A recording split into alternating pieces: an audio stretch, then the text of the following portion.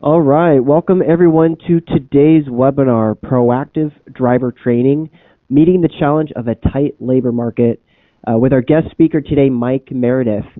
A couple housekeeping items before we begin today. This webinar is scheduled for an hour, but it might run a little quicker than that. We do want to hear from your perspective about what's happening out there on hiring and retaining drivers. So if you have any questions, please use the chat box. The phones are going to be muted during the webinar. You can submit questions throughout the whole webinar, and we'll have a Q&A session at the end of the day, at the end of the hour. I'm Luke Kibbe. I'm your moderator today. I'll be keeping an eye on these questions, and we'll go through them at the end. Really, last thing, this webinar will be recorded, and you will receive this presentation and the link of the recording after the webinar.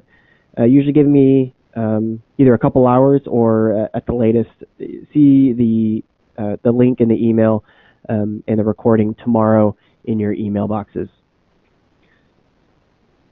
So with that, we're going to go ahead and get started. I'm excited about this presentation because we have guest speaker Mike Meredith with us chatting about driver retention, and he has loads of experience with professional development and fleet management in general. And Mike's experience includes Director of Professional Development of Haney Truck Line for 10 years. He was also the Vice President of State Relations of the American Trucking Association for 6 years. And before that, he was the President and CEO of the Oregon Trucking Association for 21 years. So we're super excited to have Mike with us today, chatting on driver retention. And I'm going to pass it on to him.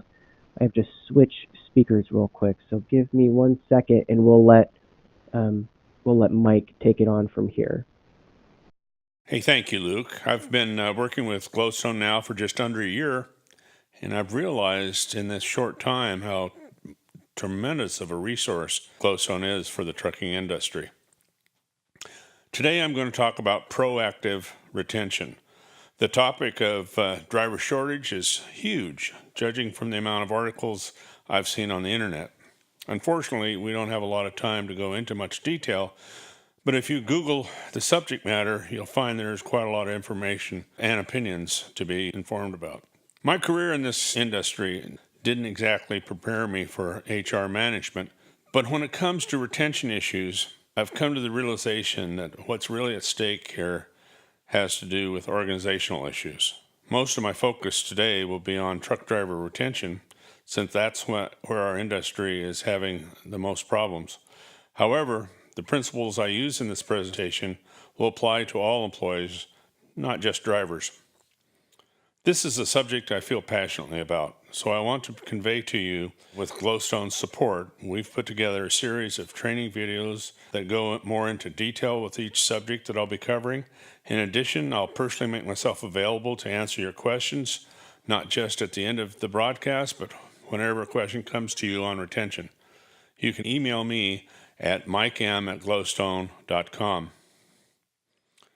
Let me get off on the right foot today by giving you a brief overview of the driver retention issue. I want to go over what I mean when I use the term small businesses.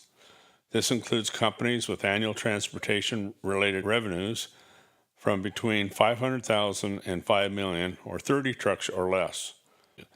The business may be small when compared to the big guys, but you represent well over 91% of the motor carriers operating on our nation's highways. We hear the term tight labor market a lot these days. It literally means having more jobs available than it does workers. This seems especially true in regards to the trucking industry. The American Trucking Associations, my former employer, estimates that the industry will need upwards of 900,000 new drivers over the next decade. Most of this is because so many drivers are moving from one company to another. Only 8% of the 900,000 are due to industry growth. This is not a new issue with our industry. Since 2005, ATA reports that it's been the number one problem of our industry. Trucking is and probably always will be a high turnover industry. In this regards, it is much like the tech industry or the restaurant business. I can't really speak to these types of business operations, but I can say that a large portion of our industry turnover problem occurs within the first 90 days.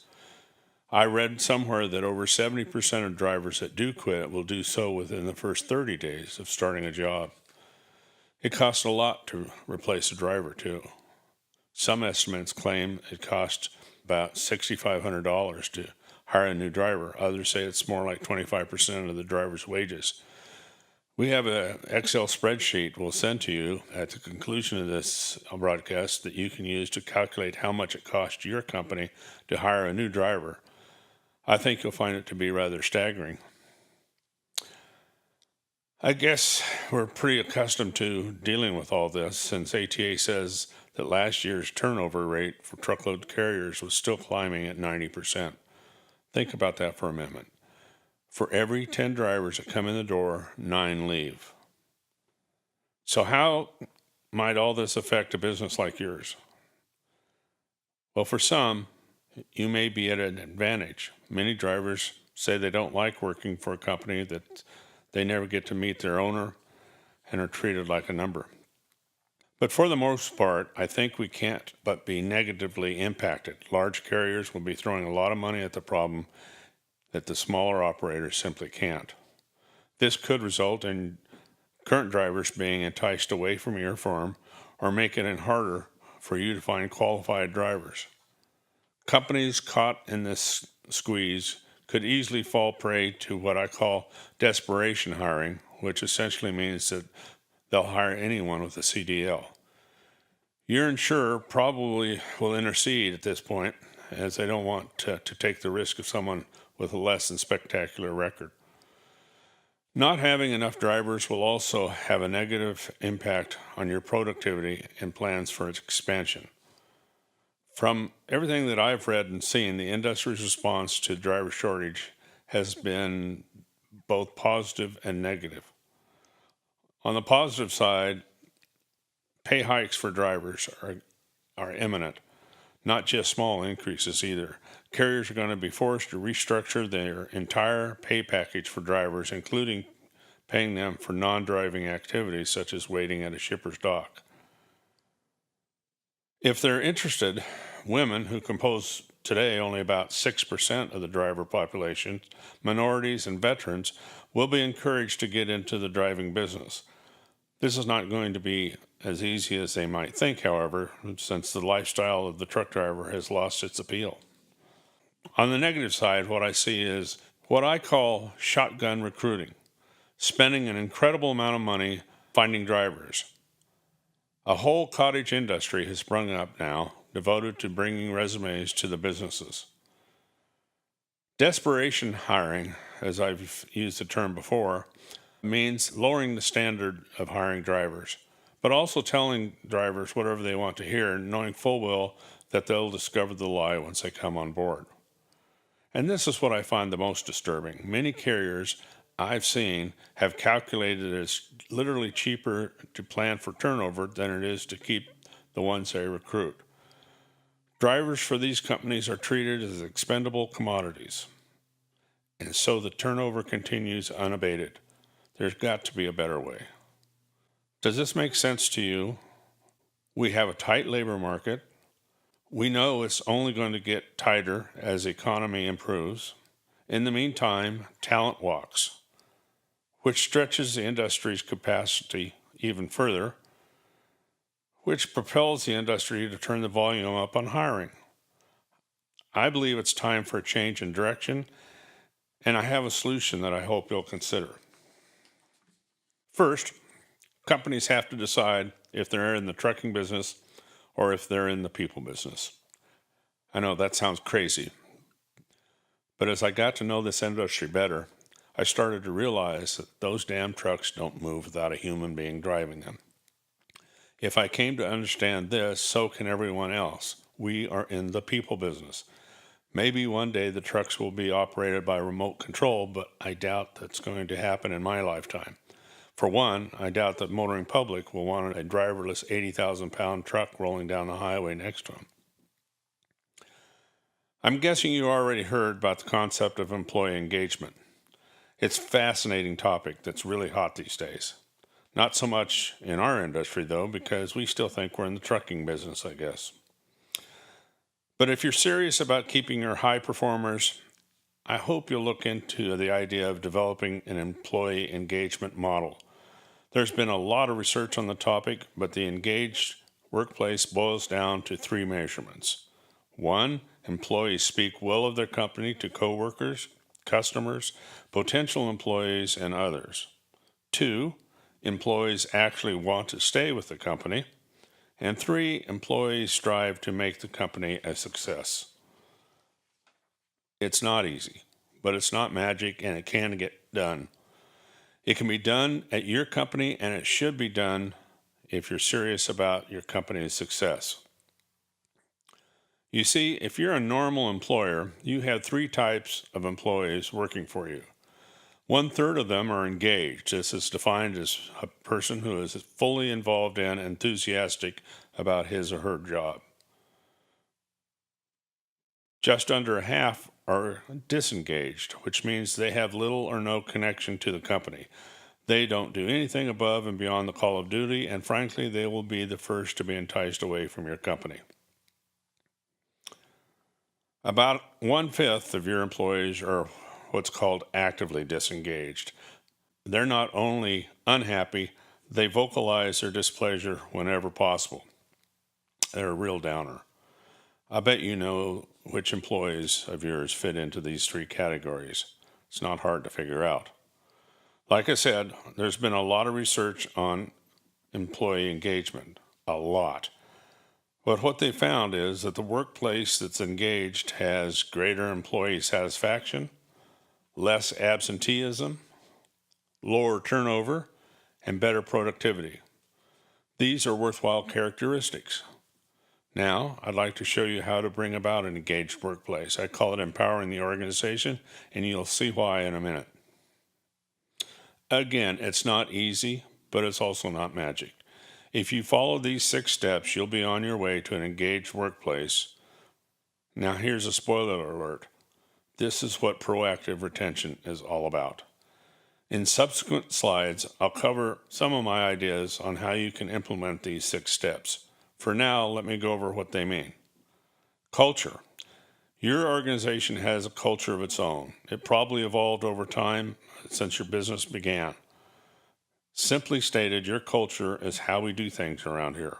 The trouble is, the how we do things around here may be the reason why you have a turnover problem to begin with. I want to tell you a little story. I used to be a terminal manager several years ago with a mid-sized carrier in the Northwest. From time to time, I would have drivers come into my office to talk to me about concerns or issues that they were having, and it almost seems like it was a rehearsed script that they were reading to me. What I realized, it was really a product of self-talk they were going through in their mind while they're driving a truck. The long hours that they are behind the wheel, they think about things that happened. It could be something their spouse said just as they were leaving, but more likely it's something that their dispatcher said or did that just is gnawing on them as they ride down the highway. The longer they stew about it, they connect the parts that led to the issue. By the time they get back to the terminal, they had everything laid out as if it were a real-time play. When I get back, I'm going to tell them this, this, and this, and then he'll say this and that. And, you get the idea. It's scripted in their mind. What is going on here is the driver is looking at the organization's culture. He may be drawing conclusions that aren't necessarily correct, but in his mind, they are. A few months of this constant self-talk would lead anybody to want to jump ship. Non-drivers are usually too busy to think about this stuff, but the driver has a lot of time behind the wheel and it's doing nothing but thinking about your culture. The first stage of this discontent is to become disengaged, And if he doesn't leave, it will soon morph into being actively disengaged. What's crazy about all this is that it may have been a dispatcher or someone in the office that generally dislikes drivers and treats them with disrespect. The driver doesn't always interpret it as disrespect, but he doesn't like the feeling. It may be a lot of different things, but if you want to create an engaged workplace, you have to identify the things that promote or hinder retention. In other words, and using my example here, you need to make changes in your workplace so his or her self-talk is interrupted. That's what I call this first stage. Your company has an employer brand, whether it realizes it or not. This is about how your story is told and what makes your company unique enough that potential drivers would want to work for you. Don't assume that drivers don't talk about your company with each other. Your task here is to get them talking the good stuff. Recruiting the right people in the first place will save you a lot of hassle when it comes to driver retention. I won't be going into a lot of discussion on the art of recruiting. There are so many people out there that know more about this than I. If you have a chance to attend one of Kelly Anderson's recruiting workshops, I encourage you to do so. He can give you a lot of tips. What I'll discuss here are some ideas I picked up on where you might find qualified candidates. I don't know of any company that doesn't have an orientation program for its new hires. I guess I should say, I sure hope not. This is the initial time to welcome your new hire to your company. Done right, it can be a helpful tool to get off on the right foot with your new hires. What companies don't do, however, is plan out a thorough assimilation for their new hires. Assimilation is how new hires gain an attachment to your company. This is one of the most important steps in reducing turnover for a business. I'll go into more detail about all this in a moment. As you can see from this diagram that I'm using, I've laid out 6 steps. This is meant to be an ongoing process, but if you don't make improvements as the issues come up, this might as well be represented by a straight line. Continual improvement is what will make your retention efforts a success. So here's the tip of the day. Your retention efforts start and ends with your organization's culture. Okay, let's go in more detail about each of these steps. I believe that each step is necessary, but the actions you take within each step are up to you depending upon your circumstances. I can only offer my suggestions based upon my own experiences. Here's a better definition of what organizational culture means. Culture includes the ways an organization conducts its business, treats its employees, its customers, and the wider community. Organization freaks like myself break down the culture into 3 levels. Surface level, which is easily observed things you can see when someone comes into your place of business.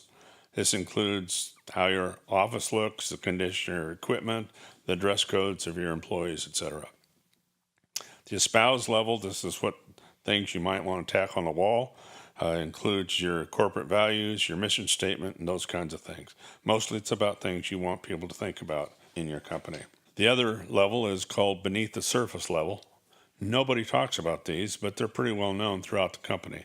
It includes the attitudes, prejudices, thoughts, and behaviors of people within the organization. I have 3 recommendations that might help you discover how your culture is perceived by your employees. This process isn't always going to be comfortable, but it has to be done. One way is to hold a meeting or a series of meetings with your employees. I found it useful to get their input by asking them questions like, what adjectives would you use to describe our organization? 2, what kind of things do they like most about working for your company? 3, what kinds of things do they like least about working for you? And 4, what would you like to see changed in your company? There's a good chance people may not open up if you're the facilitator. Nobody wants to jeopardize their job, except, of course, the actively disengaged. My second recommendation is to conduct annual employee surveys. Depending on the size of your company, you may want to consider conducting an annual survey of your employees. If done anonymously, it can reveal a great deal about the culture of your organization. SurveyMonkey.com is a great resource and it's cheap. They have several templates you can use, and once the survey period has ended, you'll be provided an expert analysis with wonderful graphs showing how the percentages are calculated on the employee's response. You can do a pencil and paper survey, but I don't recommend it. It's not always seen as being anonymous, and it's awfully hard to interpret. If you don't use some sort of a tool to interview those leaving your company, you're missing out on the most powerful tool you can have to determine why your turnover problem exists.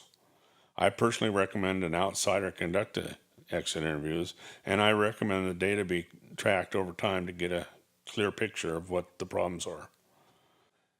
An article I read in the American Trucker lists the reasons why women leave and why men leave a company.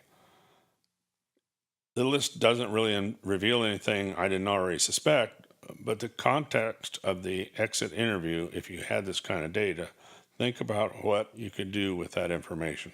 On my second read of this article, I noticed how many of these reasons relate to an organization's culture. These are outlined in red. What's incredible to me, anyway, is that well over one half of their reasons have to do with the organization's culture. Attractiveness is another way to describe employer brand. This has to do with answering the question, why would somebody want to come to work for you? Seems like a simple enough question to ask, but if you don't have an answer to the question, it's going to be difficult for you to attract the right people to your organization.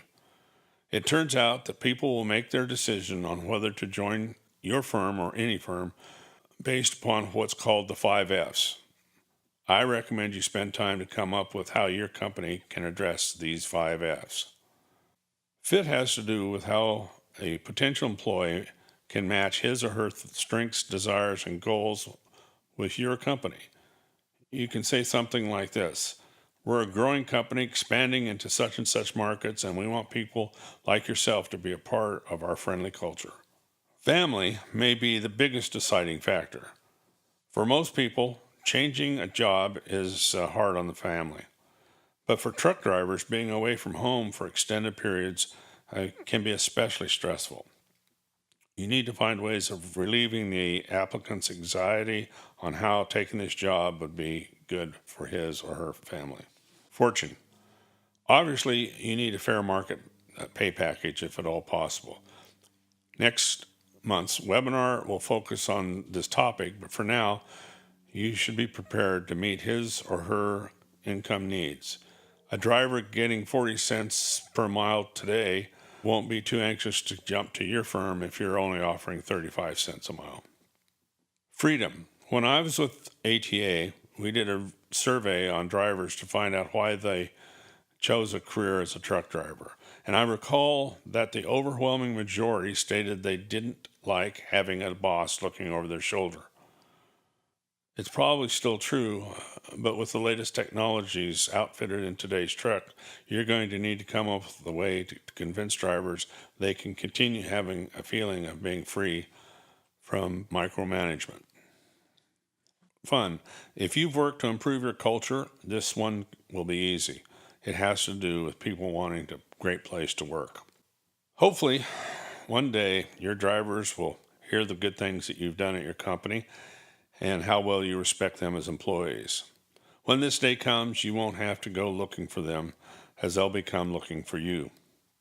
But in the meantime, you need to know where to look. And unless you're willing to spend a lot of money on an outside recruiting agent, I have some low-cost suggestions. 1. Post to the right job boards on the internet. Most of the people that I know that are in the recruiting business use Indeed.com to advertise openings with their company. Second, if you have a web page, by all means include a career section where you can not only advertise job openings, but you can describe the benefits of working for your company as well. One of the best ways to find drivers is through referrals, especially referrals from your current employees. Good workers usually know good candidates, and more often than not, they'll help you find a good candidate just by asking for their help. Many companies have developed financial incentives for workers who refer drivers. Another good idea is to contact former employees who work for your company and for whatever reasons left. Often they realize that leaving for another firm didn't prove out as positive as they had hoped it would. If you've never gone to glassdoor.com, I highly recommend you do so. Sites like these exist on the internet to provide employees a way to evaluate their employers. Your company may already be mentioned on glassdoor.com, and often the comments pull no punches. But you can influence this by encouraging your existing drivers to write a positive review of your company. I can guarantee you that when a candidate is considering whether or not to apply for your firm, he or she will be looking at these sites to gain insight into your company's operations. Like I mentioned earlier, there's probably a lot more to recruiting candidates than putting out the word that you're looking for them. I'm not an expert in this, but a number of people are, so I urge you to enroll in a workshop that is offered through companies like Impact Training Solutions. The next step in this 6-step process is where your retention efforts really begin. This is where you welcome the driver into your company. The objectives of an orientation program should be reduce employees' anxiety over joining your organization, help new hires understand your company's expectations of them, and convey what they can expect from their new job. Many drivers live from paycheck to paycheck. When they come to your company, you should expect that they don't have much money in the way of reserves to pay bills during the time they're going through orientation. This makes it doubly important that you pay them while they're in orientation and then you get them out making a living as quickly as possible. This is also a time they need to hear from you that you're committed to their success not only through their orientation period, but throughout their time as an employee in your organization. In a moment, I'm going to go over a 4-point commitment that you should literally hand them during orientation. Another thing I highly recommend is to reach out to the spouse or significant other to welcome them to your company. Doing something as simple as sending them a letter, welcoming them aboard, will mean a lot to both your employee and his or her family. I even recommend that sometime during the orientation period, you set aside time to bring the spouses to your company to get better acquainted. The most important point I want to make before moving on to the next topic is that if orientation is the only way you assimilate new hires into your company, you shouldn't expect them to last very long. Assimilation takes time and needs to be well thought out. As you have your new hires assembled together, I recommend that you go over a 4-point commitment. They need to hear this. 1. You will work with them to bring them into an alignment with your company's values, missions, and goals. 2. You will give them the resources they need to do their job. 3. You will communicate with them openly and frequently. And 4. You will hold them accountable for clearly defined performance goals. So here's the 12 things you should consider including in your orientation. The first being having someone from top management there to welcome them to the company. This might be a good time to go over the company's history as well. But having a top management person there communicates that you value them as an employee. Make sure that you cover the required documentations and you prepare the driver files. Overview what they can expect over the next few months. This will be where you go into the 4-point employer commitment. Talk about your organization's values, its missions, and its vision. Go over your employee's handbook. Go over your compensation and benefits package. Talk to them about your safety and regulatory compliance programs.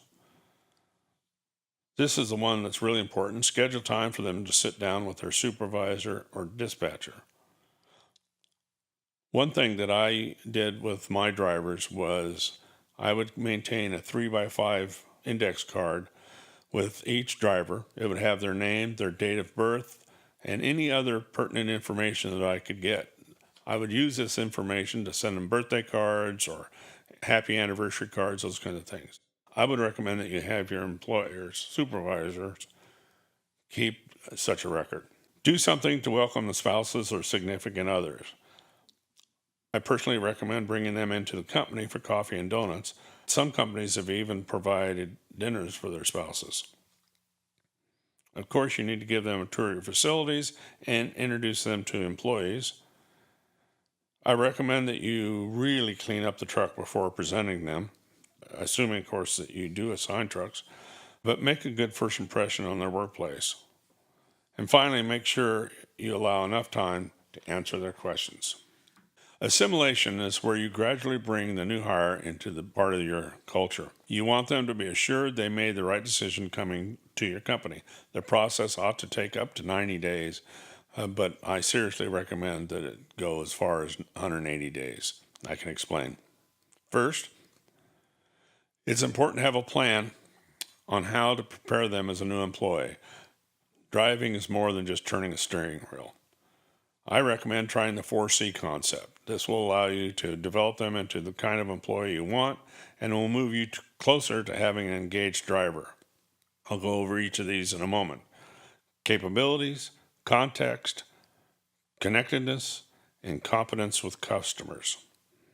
If you use this as a foundation for your assimilation, you need to design a way to measure how well you've succeeded in that area.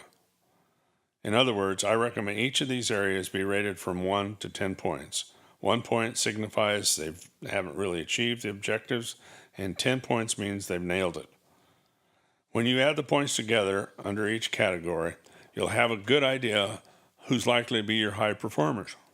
40 points are possible, so anyone with 20 or 30 points would be an ideal person to have. Capabilities include skills they need to do the job. I suggest having them conduct thorough vehicle inspections, take a road test with a qualified examiner, and even have scheduled ride-alongs to see how well they're doing. Context includes the extent to which they understand things like your company's mission statements, its values, its policies, and the regulations they'll be expected to comply with. Connectedness means how well they relate to others in your company and whether they're team players or self-absorbed individuals. Finally, customer competence. If your driver comes into contact with customers, they not only need to present themselves professionally, but they also need to know interpersonal skills. In 30 days, you should have enough information to evaluate their capabilities. At 60, you should have enough information to evaluate whether or not they understand what your business is about and the regulations they're expected to comply with. At 90 days, you should have an idea on how well they're interacting with people in your company. By 120 days, you'll have a good idea how they come across with your customers. And I also suggest at 180 days, you give them a formal review covering the 4 C's. You should do reviews every year, of course, and part 3 of the series will demonstrate a great way to give these reviews. You'll never know how your employees are doing if you don't check up on them throughout the 180-day assimilation. This means contacting them regularly at 14, 30, 60, 90, 120, and 180 days and asking them how they're doing. Not just asking them how they're doing, of course, because you'll probably just get an answer saying, doing fine. In a moment, I'll cover the suggested questions you should be asking, but like your exit interviews, be sure to document their answers over time. As you find specific trends, you need to do something about it. The specific questions you ask over the next 180 days of a new hire's assimilation are not as important as making sure you're contacting them to inquire about their progress. In 14 days, check on things like condition of their truck and their workplace, evaluate the orientation program, how was their first dispatch and paycheck, and give them the results of their vehicle inspection, road test, and ride-along. At 30 days, any problems so far? Do you know who to contact? First dispatch okay? How's their interaction with dispatch? At the end of that first 30 days, I suggest you talk to them in person about your assessment of their driving capabilities. If you're satisfied, please, by all means, give them a pat on the back. At 60 days, talk about their interaction with maintenance department. Are they getting enough miles? Have you received adequate training? And are the promises that we made being kept? The 60-day milestone also gives you a time to talk with a new hire about his or her level of understanding how your organization operates and their understanding of the regulations they're to follow. At 90 days, are you getting the information we're sending out? How's your home and life balance? Are you satisfied with your paycheck? By 90 days in, you'll have an opportunity to see how well they're getting along with everyone. Bring them in, if you can, to go over your assessment of their team skills. At 120 days, you might inquire about how their interaction is with the safety department, what their relationship has been with their supervisor, and again, evaluate their training. 120 days gives you plenty of time to assess their customer relation skills. Finally, at 180 days, ask them about their overall impression with the company, any problems encountered, and give them a pat on the back. Their assimilation into your company should be complete by 180 days. This would be an ideal time to bring them into your office for a half-year review. Well, we've covered a lot of territory today. The thing I do want you to remember is how important your company's culture plays in retaining employees. Bad cultures corrupt good behavior every single time. So what are the key takeaways? Well, driver retention takes a conscious, organized effort that begins with creating a supportive atmosphere in your company. Focusing on the superficial side of your corporate culture won't be enough. Relationships will be largely governed by beliefs and perceptions and assumptions that are beneath the surface. You may not be aware of the interplay of reporting relationships until it's too late. You can't manage what you don't know. Retention ultimately comes down to whether or not employees perceive that the organization they work for values their contributions and cares about their well-being. Finally, I can't emphasize enough how important it is to check in with your new hires at regular intervals. You cannot manage what you don't measure. Glowstone can help you make these contacts and provide management with reports, and if issues come up, we can notify you immediately. This concludes part 1 of our series on proactive retention. Next month, we'll focus on proactive motivation, things like compensation, recognition, and rewards. Following that, we'll have part 3, which addresses things like training and employee reviews using appreciative inquiry. Last but not least, we'll discuss what employee engagement is and how it can benefit your business, especially in a tight labor market. So with that, thanks for listening. I'll turn it back to you, Luke. So again, I just want to thank Mike Meredith for being able to chat with us today about driver retention. For those who have jumped on with us, is there any questions that came up during the presentation? I know we covered a lot, so we're going to just wait a minute to see if there's any questions that pop up. While we are waiting, I do want to mention a lot of what Mike was talking about was with driver retention. He is spearheading Glowstone's effort on driver retention, and so he's helping us with everything that a lot of what you heard today, specifically on company culture. Excuse me, walking through, if it sounds too difficult or too time-consuming to follow up with each of these drivers at a 14-day, 30-day, 60-day, 90-day, 180 days, we do a driver retention program. We had one question that was sort of, what does that cost look like? And really, it's $100 for a 6-month program where we do that, where Mike specifically does those touch points. and does that for you for each driver. And remember, I believe the dollar signs being thrown out as each hire was valued at about $5,600, and if they're leaving your company within a month or 2 months, you're not getting that 6-month stay, 180 days, where they are for sure probably going to be sticking with you a lot longer. And having those touch points before this chance of them leaving lets you that $5,600 of that cost for that driver to be hired. It just sort of helps with keeping them on board and figuring out what either could change in your company culture or in your hiring, or just being able to handle these drivers more personally and make them more happy in their work life with your organization. Glowstone also helps with retention. We do exit interviews, and Mike is a part of that process. And finally, the employee satisfaction surveys, specifically for a larger company, putting together a big survey for all your employees and figuring out what their satisfaction levels are, areas to improve. Mike helps work with your company with that information. I have not seen any other questions pop up at this moment. I mentioned at the beginning this webinar might not last the full hour, so if there's no other questions, I'll go ahead and wrap up the presentation.